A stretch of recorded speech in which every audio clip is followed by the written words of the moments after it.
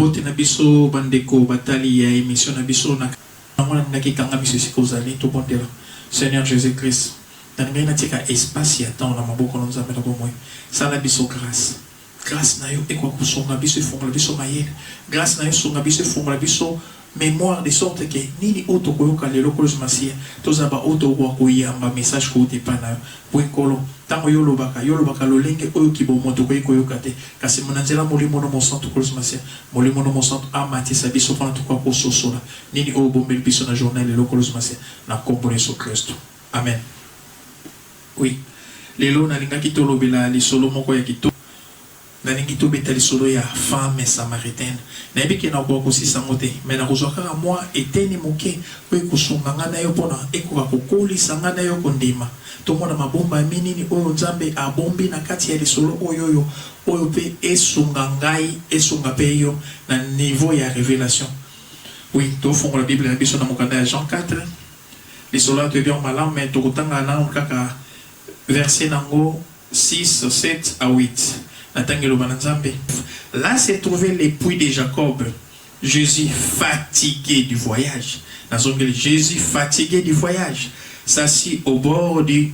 puits. Il était environ midi. Une femme de Samarie vint pour puiser de l'eau et Jésus lui dit, donne-moi de l'eau à boire. Ses disciples étaient allés à la ville acheter de la nourriture. Seigneur Jésus, n'attendez ce qu'on a dit, sarangolo kuluzumasia nini oyo bombi na kati lobana yo ngai na ndeko na ngatoka koyamba yango pito zo bomoi oyo bombi na kati lobana na komona Yesu Kristo. Amen. Oui, toujours mona lisolo ya femme samaritaine oyo yo Yesu Masia azalaki ko tambola mais tango akomi na mboka oyo zaki mboka ya Samarie makomi masanto ete sabiso na 12 heures. Il était environ midi. Jésus se fatiga. Et donc, il y a un peu de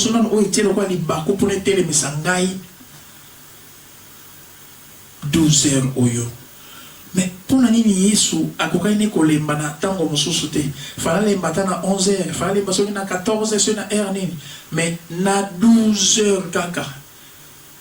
Les bako ya côté pour la nuit mystère 12. Na bombi. Na ngeto ta les solo musus. Okomona na Marc 5 verset 30. Moi je suis aki kotanga makela. Atangi makela pendant 12 ans. Pendant 12 ans atanga makela. Mais mon koloka kazokuta na Yesu Masia. Nengi yazo simba contact na ye ozaki na mystère 12 na katine. Tanga zo simba Yesu Masia.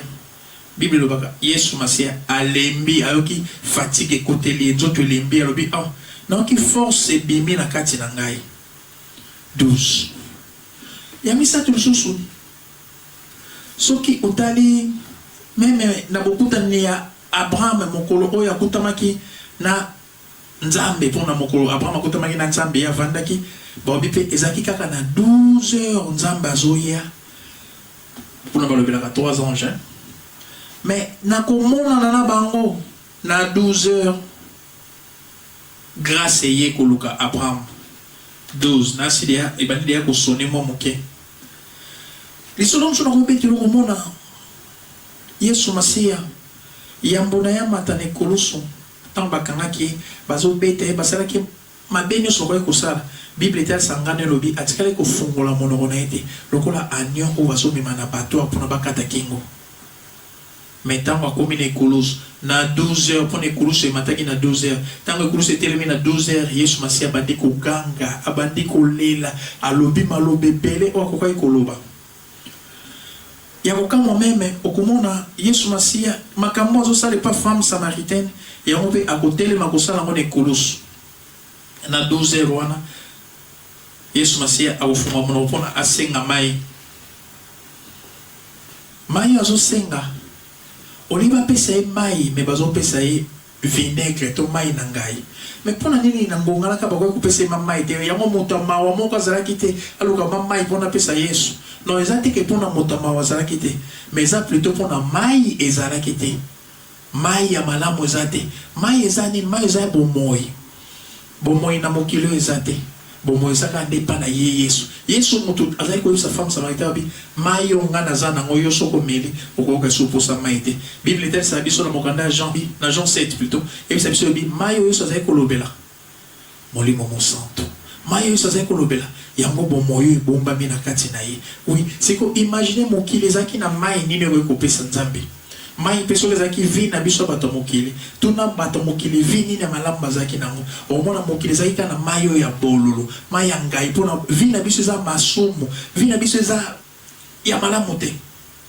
vi na malamu te yango ezaki symboliser na vinaigre o esalaki mokolo wana nzambe asala échange na moto nzambe akamata o ezaki o vive ezaki na kati na a transmettre na mokili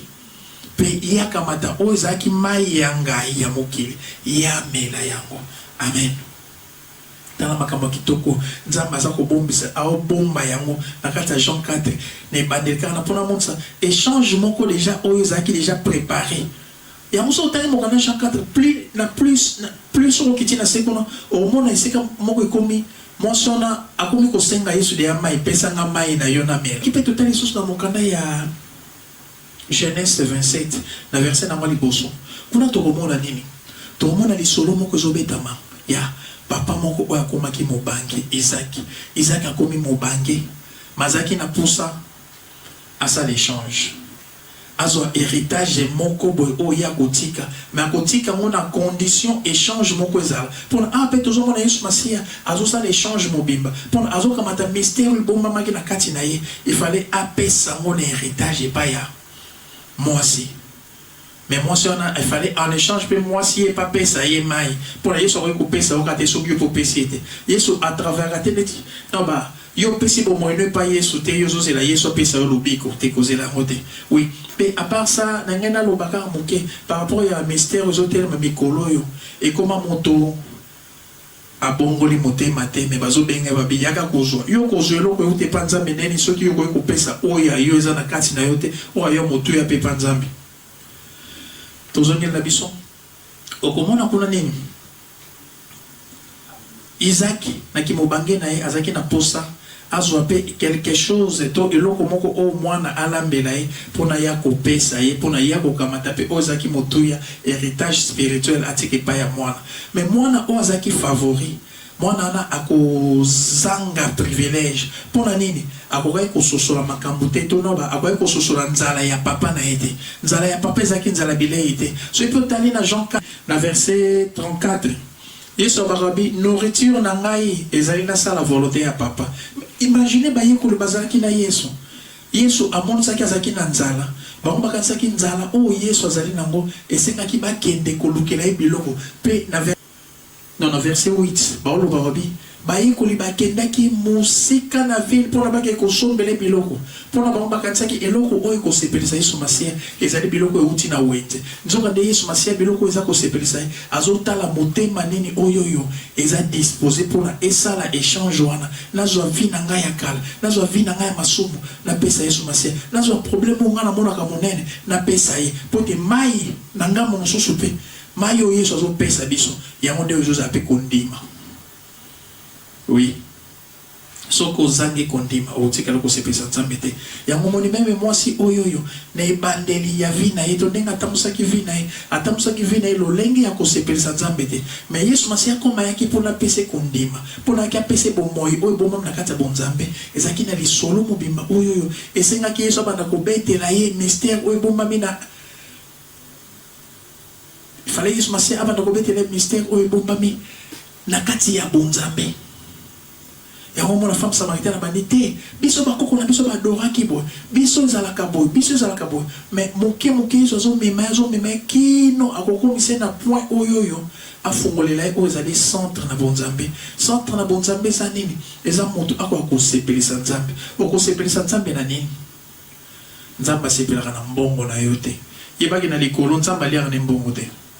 nzamba sepelate pona kolata kitoko soko tse ba veste okene église nzamba bien tuka oyo na longolaki elamba na ya mote nzamba mona elamba on nzamba mona kitoko eko za bomoina eza robe blanche robe ya bosanto elamba ya bosanto ya on nzamba za ngo posa pona yo yeba bosanto esenga oyeba liloba na nzambe ya ngo komona Yesu Masia tanga solo na femme samaritaine ezwa kitan tezomaki molai pwani pona Yesu Masiya fallait alakisa ye liloba na Nzambe amema ye moke pona asosola liloba na Nzambe ezalaki nini liloba na Nzambe ezalaki histoire bazali kobetele te mais liloba na Nzambe ezalaki moto oyo aza liboso na ye la parole faite chair yango ntango mwasi azalaki kososola mwasi anayebisa babi te biso tozelaka Messi Yesu ayebisa babi te Messi to parole faite chair oza nango mposa yango oyo yo mpe na bomoi na yo ezosenga liloba elata nzoto liloba elongwa na écriture otanga aka a Bible te mais Bible elata nzoto c'est-à-dire soko otangi bolingo esuka na Bible bonote bolingo mais bolingo wana elata nzoto. Or soki bolingo elati nzoto emonza nini oyo ezalaki na kati na yo soko ozalaki kokabate ozwi kokabate ana okabelango Yesu Masiya apesi yo mai na ye apesi yo bolingo soko ozalaki na kindumba mpeza une vie oyo eza ya ngai mais kindumba na otango yepa Yesu Masiya yo opesi ye kindumba Yesu Masiya akamati bonne vie oza mai na ye